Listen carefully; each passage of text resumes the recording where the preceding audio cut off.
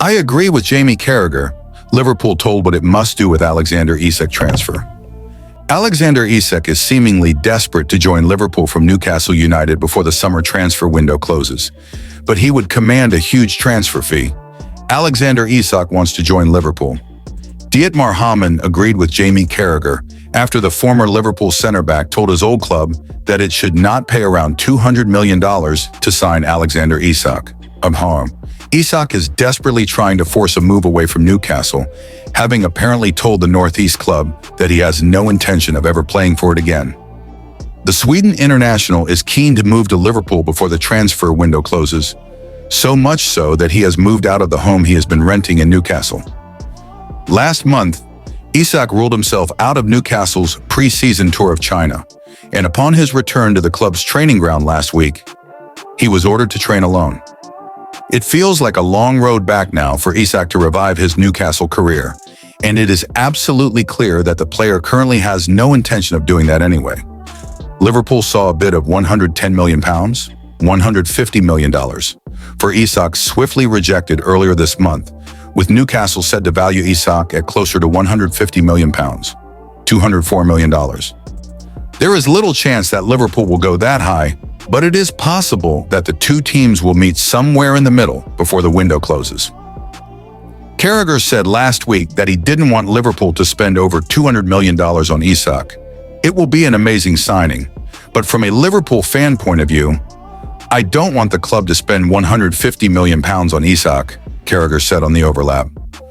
I could probably imagine that he was Liverpool's #1 target, but there's something about Liverpool buying a striker, Ekitike, for £80 million, and he's a backup.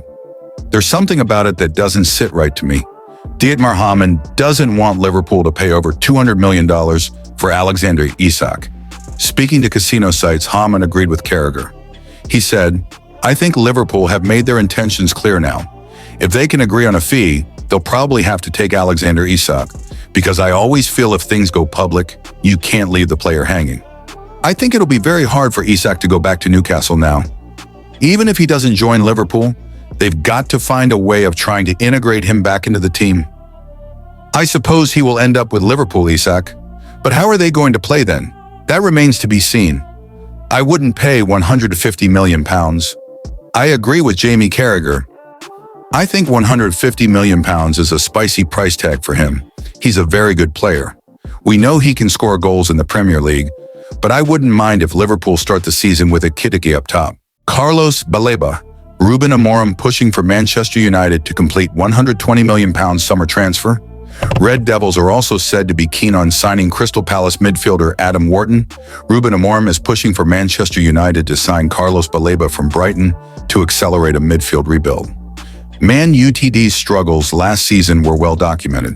Scoring goals in the Premier League was one major concern, but they have already spent more than £200 million this summer on Matheus Cunha, Bryan Mbeumo, and Benjamin Sesko to transform their attack.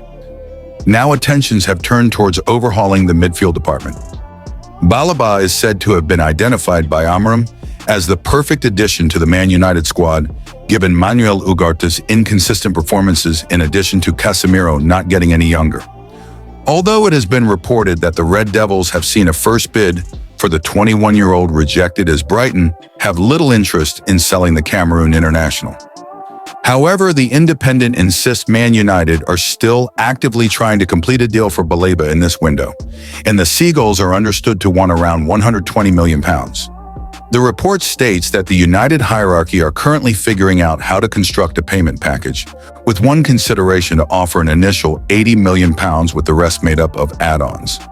Furthermore, it has been claimed that the Red Devils will almost certainly try again for Baleba next summer if they can't strike an agreement with Brighton before the current window slams shut.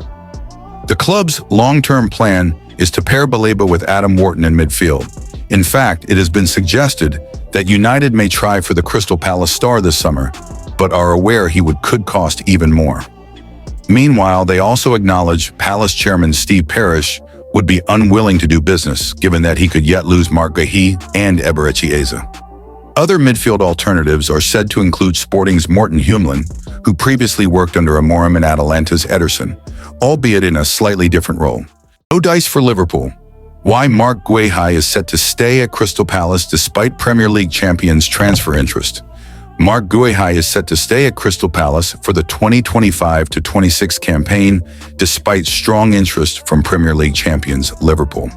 The Reds have been linked with a move for the English defender for a long time now. However, they are far from reaching an agreement with the Eagles over a fee for Guéhi, who is into the final year of his current contract. Guéhi could stay back at Palace. Liverpool remain interested in signing defender, center-back into final year of his contract. Recommended external content video. We need your consent to show you content our editorial team embedded from video. You can toggle this and all other embeds from video across goal.com on with one click only and deactivate as well.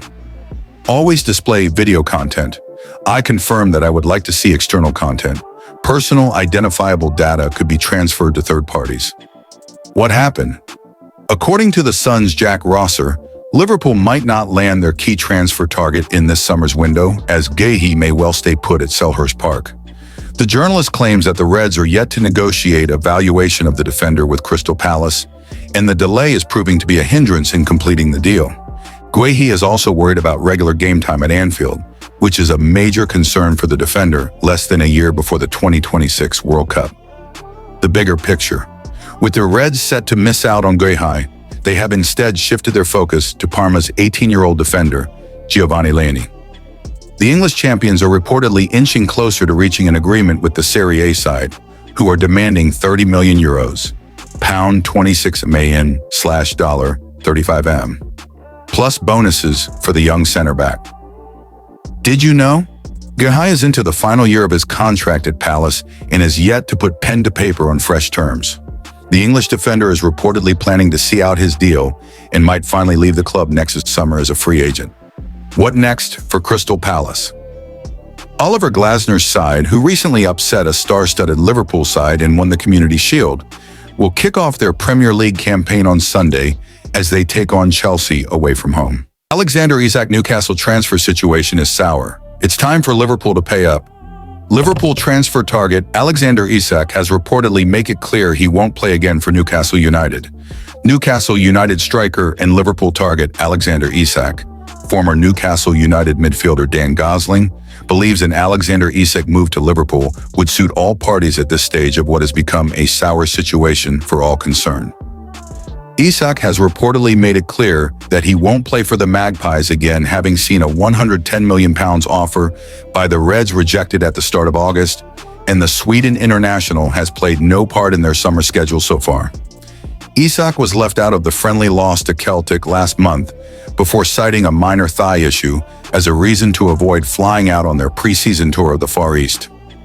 Liverpool, it is understood, are prepared to hold off re-entering negotiations while Newcastle are trying to bring in a successor for Isak. But with less than 3 weeks left of the window, time is of the essence at St. James's Park, particularly for Howe's nephew Andy, who is overseeing transfer activity this summer in lieu of a sporting director. Gosling, who played for the Magpies for 4 years between 2010 and 2014, told Sky Sports News, "I do wonder if all the noise is coming from Isak or Isak's camp. That's probably the big factor in this. I don't believe professionals are bad lads, bad personalities. I think he fits in well with everything they have done up there the last few years. I think he is one of the main leaders in the dressing room. So for him to come out and say those things, that he won't play again for Newcastle, I'm not too sure.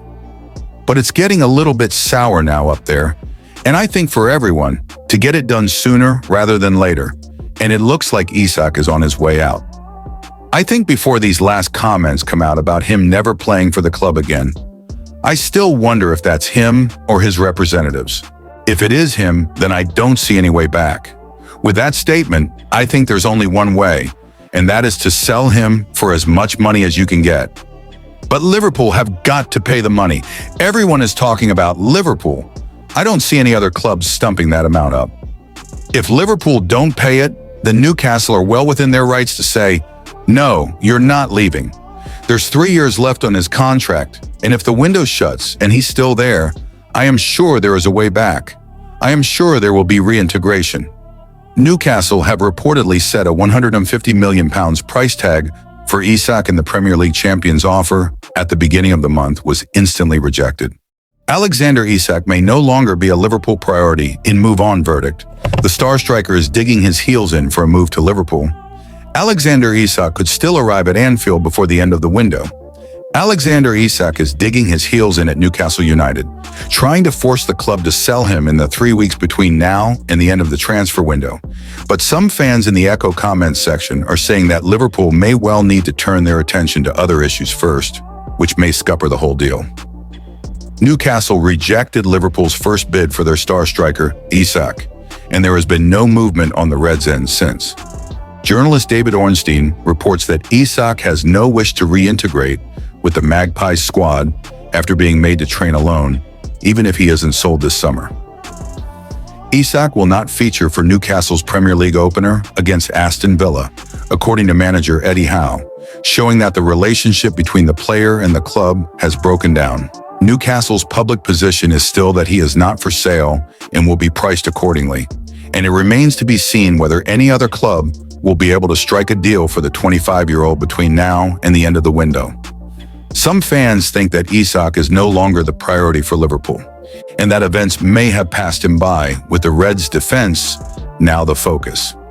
Reader WQIU 2003 says, Isak is a good player, but as a Liverpool fan, I wouldn't want the club to spend £100 million on him.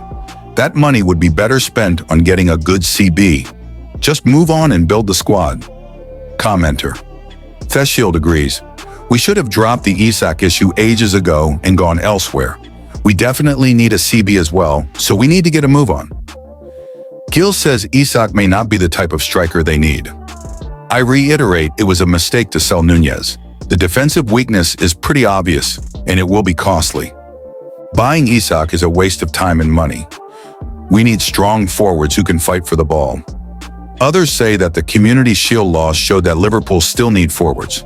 Brewski too writes, we cannot lose 3 forwards and replace them with 1 and expect to get the same results.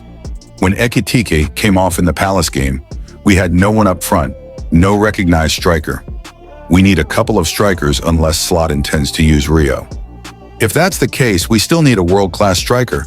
Things are getting too close to the wire with the Isak transfer for my liking, but who knows? We may hopefully pull it off. Guehi is a must for my money.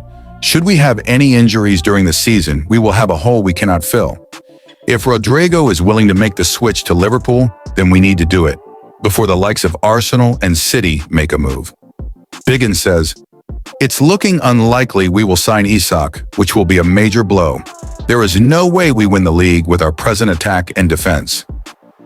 On our Facebook page, Sharon Lowe says, Isak has made all the right moves in his decision to want to play for Liverpool. Now they need to put in the right offer to prove their intent. Ben Spindler writes, Ekitike was brilliant at Wembley, but I think Isak scores the 2 he missed, and we win that into the 90, taking nothing away from Palace though. DD says, after the game yesterday, after the haste to sell Diaz and Nunez, we should buy him. JT adds, £150 million is not worth it. Go get 2 more CBs in, then sign another affordable striker. Newcastle fans are naive. They talked about punishing Isak by putting him on reserves, not playing him, not paying him, etc. I'd say go ahead, do that to an already disgruntled player. By January, the fans and Eddie Howe can't wait to offload Isak.